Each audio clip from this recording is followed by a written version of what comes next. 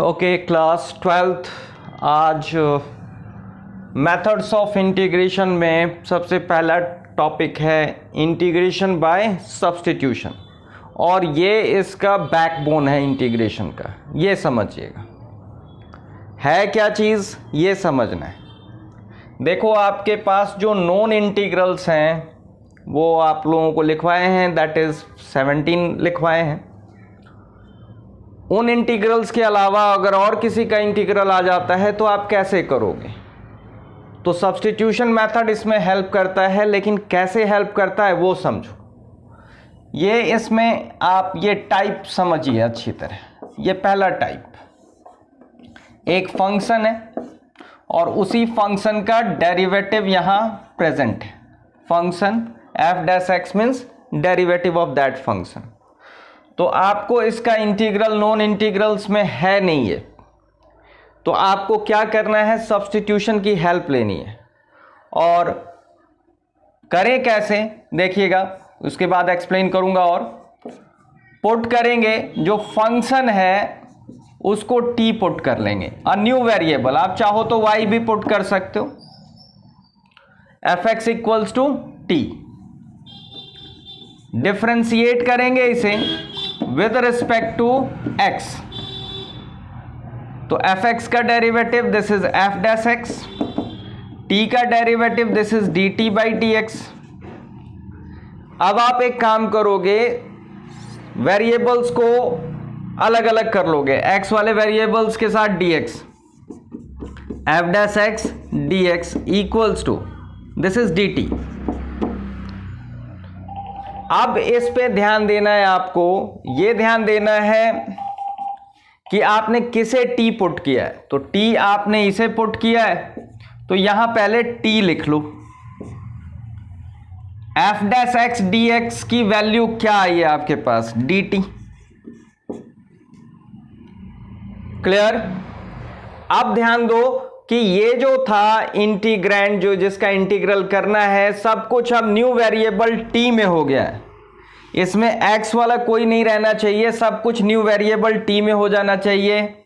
तो हो गया है। और ये देखना t रेज टू क्या है, 1। तो ये नॉन इंटीग्रल के फॉर्म में आ गया है, पावर वाले इंटीग्रल के फॉर्म में आ गया है। तो this is t raise to n है, तो t raise to n plus 1 upon n plus 1 plus c। अब जो t आपने पुट किया था वापस उसे पुट कर दो। क्यों पुट करना पड़ रहा है? क्योंकि क्वेश्चन आपका x में है, तो आंसर भी x में ही होना चाहिए। तो ये whole square upon 2 plus c। ये मैंने आपको एक टाइप बताया है, you may also say it form. दूसरा फॉर्म देखो, सेम प्रोसेस से, integral of F dash x upon F x. ये टाइप दूसरा है। इसमें आपका फंक्शन डेनोमिनेटर में है, डेरिवेटिव उसका न्यूमरेटर में प्रेजेंट है।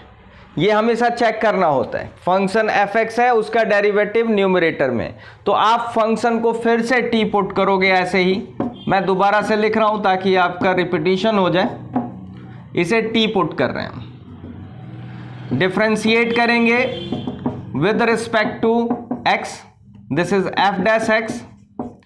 t हो गया आपका D T by D X, F dash x D x equals to D T. ये F dash x D X, इस पूरे को आप क्या लिख सकते हो, this is D T, this is D T. आपने ये एफ एक्स को t पुट किया है तो वहां t आ जाएगा। आप जरा ध्यान दोगे तो इसे मैं ऐसे भी लिख सकता हूं, 1 by T D T. 1 by T का इंटीग्रल क्या होता है, 1 बाई एक्स का लॉग मॉड एक्स होता है, तो 1 बाई टी का इंटीग्रल लॉग मॉड टी हो जाएगा प्लस सी।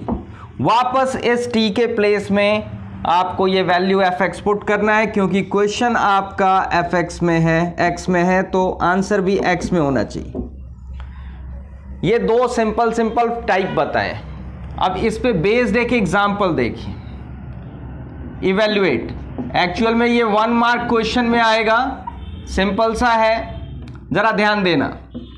log x whole cube upon x dx। ध्यान दीजिएगा इसमें। तो इसमें यह चेक करना होता है कि कौन किसका डेरिवेटिव है। यहां किसी का डेरिवेटिव यहां जरूर प्रेजेंट होगा। तो log x का डेरिवेटिव आपको पता है 1/x होता है, जो यहां प्रेजेंट है 1/x। तो आप log x को t पुट कर सकते हो। दैट मीन्स आप इसे करोगे क्या, जरूरी नहीं है कि पूरे पावर के साथ पुट करना है, किसी भी पार्ट को कर सकते हो, एंगल को कर सकते हो, फंक्शन को कर सकते हो, पावर में कोई अगर फंक्शन है तो सिर्फ उस फंक्शन को कर सकते हो। तो दैट मीन्स log x को आपने पुट किया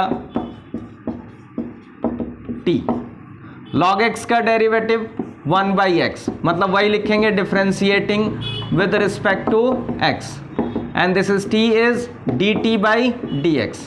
x वालों को एक side 1/x dx equals to dt। अब जरा इस इंटीग्रल को देखो, मैं थोड़ा सा मॉडिफाई करके इसे लिख रहा हूं log x क्यूब इंटू ये अपॉन जो x है दिस इज 1/x dx, ताकि आपको इजीली समझ में आ जाए। आपने log x को t पुट किया है, this becomes t cube 1/x dx is what dt। अब ये आपका नोन फॉर्म में आ गया, t रेज टू n के फॉर्म में आ गया। तो आपके पास ये हो गया t raise to 3 + 1 that is 4/4 plus c। t वापस पुट कर दोगे, this is log x whole raise to 4/4 plus c। This is the answer. तो ये थोड़ा आपको डेरिवेटिव्स याद होना चाहिए, कौन किसका डेरिवेटिव है ये दिमाग में क्लिक करना चाहिए। लेकिन इसमें बेसिक क्या है ये सुन लो ध्यान से। बेसिक ये है कि जो भी ये इंटीग्रल है, आपको इसमें t पुट करके न्यू वेरिएबल फंक्शन को पुट करो, पावर को पुट करो, एंगल को पुट करो, इंटेलिजेंटली जो मैथमेटिकली कर सकते हो करो, लेकिन रिजल्ट ये होना चाहिए कि ये लास्ट में नॉन इंटीग्रल फॉर्म आ जानी चाहिए, नॉन इंटीग्रल फॉर्म। और नॉन इंटीग्रल फॉर्म आने के बाद आप उसका इंटीग्रल लिख सकते हो। सब्स्टिट्यूशन का मतलब ही यही है कि आप पुट करो इंटेलिजेंटली और उसे नॉन इंटीग्रल में चेंज करो और नॉन इंटीग्रल का इंटीग्रेशन रिजल्ट लिख दो। That's all for today. और भी क्वेश्चंस करेंगे बट अब नेक्स्ट टाइम। That's all.